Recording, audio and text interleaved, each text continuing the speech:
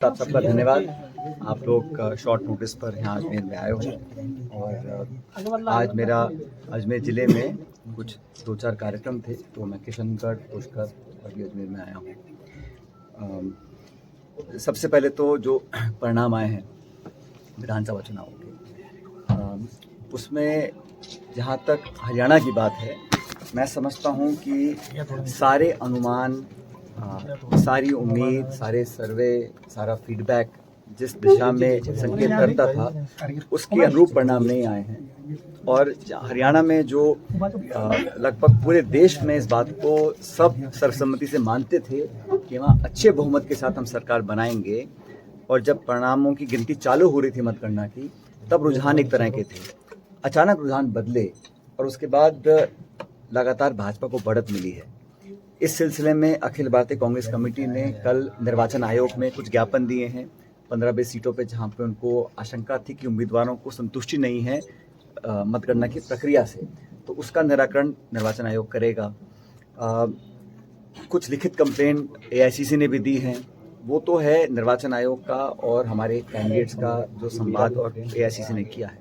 लेकिन ये बात सच है कि उम्मीद से बिल्कुल विपरीत वहाँ परिणाम आए। मैं समझता हूँ सभी लोग बोलते थे, मानते थे कि वहाँ पे 10 साल से जो सरकार थी उससे ना तो जनता खुश थी और ना शायद भाजपा खुश होगी, क्योंकि तभी 9 साल के बाद उन्होंने खट्टर साहब को वहाँ हटाया और एक नए मुख्यमंत्री को बनाया।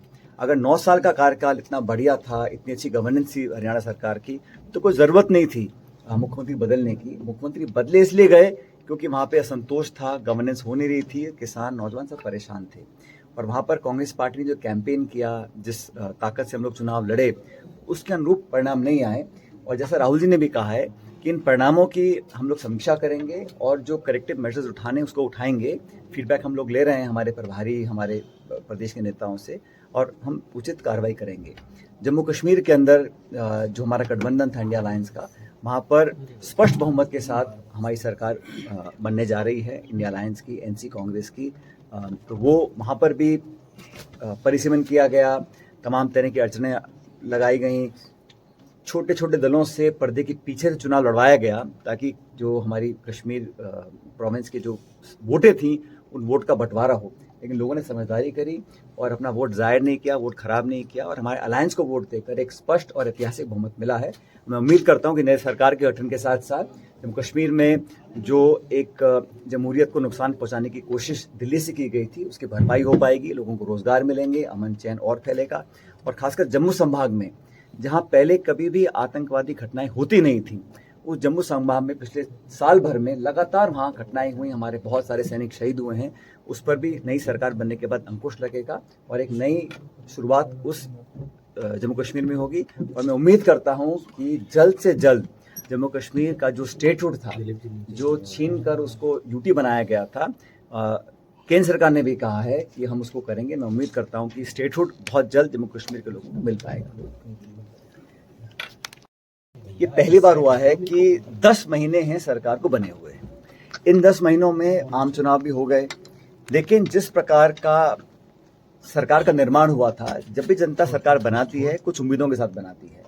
दुर्भाग्यवश राजस्थान के अंदर सब कुछ चरमरा गया है, लॉ एंड ऑर्डर कोलैप्स हो रखा है, अफसरशाही हावी है, सत्ता के अनेकों केंद्र बन गए हैं, मंत्री इस्तीफा देके बैठे 3 महीने से, पता नहीं कि वो मंत्री हैं कि नहीं हैं, मुख्यमंत्री जी अपना काम करने में उनको छूट नहीं मिल रही है, और सत्ता संगठन के अंदर सत्ता कुछ बोलती है, संगठन कुछ बोलता है। तो जो कंफ्यूजन हो रहा है उससे लोगों के काम हो नहीं पा रहे हैं। आप ग्रामीण क्षेत्र में जाके देखिए, निर्माण के विकास के जो काम थे लगभग ठप पड़े हैं, बजट आवंटन नहीं हो रहे हैं, फाइनेंशियल स्वीकृति नहीं मिल रही है, जो काम लास्ट गवर्नमेंट ने किए थे उनको भी रोक दिया गया है। सबसे बड़ी बात यह है कि 10 महीने में इतनी जल्दी कोई सरकार अपना इकबाल खो दे, पहली बार मैंने देखा है। क्योंकि यहाँ पर भी पूर्ण बहुमत की सरकार है, और जो सरकार बनने के बाद लोगों को उम्मीद थी, किसी सूरत में पूरा नहीं कर पा रहे हैं। चाहे नौजवान हो, चाहे किसान वर्ग हो, चाहे खुद की उनके बजट घोषणाएं हों, तो हर तरफ सरकार फेल हो रही है। और इसलिए हो रही है क्योंकि खिंचाव बहुत ज़्यादा है सरकार के अंदर, और जो इनका गवर्नेंस स्ट्रक्चर है उसका खामियाजा जो है वो जनता को उठाना पड़ रहा है। लेकिन जहाँ तक उपचुनाव की बात आपने पूछी है, मैं स्पष्ट करना चाहता हूँ, राजस्थान में जब भी उपचुनाव डिक्लेयर किए जाएंगे सभी सीटों पे कांग्रेस पार्टी जीतेगी। हम लोगों ने बहुत पहले से अपनी तैयारी कर रखी है और मुझे नहीं लगता कि बहुत ज़्यादा हरियाणा के चुनाव का प्रभाव इन उपचुनाव पे पड़ेगा, क्योंकि ये अलग राज्य है, अलग परिस्थिति में उपचुनाव हो रहा है।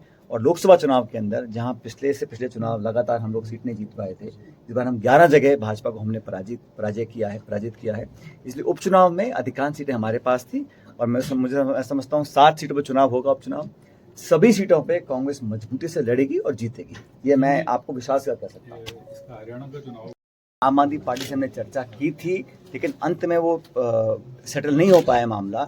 और जम्मू कश्मीर के अंदर भी हमारा अलायंस था, इंडिया अलायंस जो राष्ट्रीय अलायंस है, इंडिया अलायंस पहले की तरह मजबूत है और मजबूत रहेगा, इसमें कोई किसी को शक शुबा नहीं होना चाहिए। कश्मीर में हम लोगों ने अलायंस किया एनसी के साथ, पीडीपी से हम लोग नहीं कर पाए किसी कारणवश। इसी तरह हम लोगों ने सीपीएम से किया, आपसे नहीं हो पाया किसी कारणवश। लेकिन महाराष्ट्र में, झारखंड में हमारा पहले से अलायंस है लोकसभा चुनाव के अंदर। तो इंडिया अलायंस कोई कितनी भी साजिशपूर्ण तरीके से आपस में दरार पैदा करने की कोशिश करे, लेकिन खड़गे साहब, राहुल जी, पूरी कांग्रेस पार्टी और इंडिया अलायंस एकजुट था, एकजुट है और एकजुट रहेगा। और विपक्ष की एकता को देखकर भाजपा में कहीं ना कहीं घबराहट महसूस होती है, क्योंकि जो लोग 300-400 पार की बात करते थे वो आज बैसाखियों पे केंद्र सरकार बनाने में उनको मजबूर होना पड़ा। और हमारा जो अलायंस है, राहुल गांधी जी नेता प्रतिपक्ष बने जब से, उन्होंने सरकार की जवाबदेही तय करी है। लैटरल एंट्री का बिल बीजेपी लेके आई, विड्रॉ करना पड़ा। वक्फ बोर्ड का बिल लेके आई, विड्रॉ करना पड़ा। और हम कास्ट सेंसस की बात करते हैं, करवा के रहेंगे। तो हमारा जो मुद्दे हैं, संवैधानिक संस्थाओं की रक्षा करना, संविधान से छेड़छाड़ ना होना, दलित, आदिवासी, इन हमारे भाई बहनों को कोई नुकसान ना पहुंचे, उनका संरक्षण हो, ये कांग्रेस पार्टी के इंडिया अलायंस के पुराने मुद्दे हैं, उन पर हम कायम रहेंगे।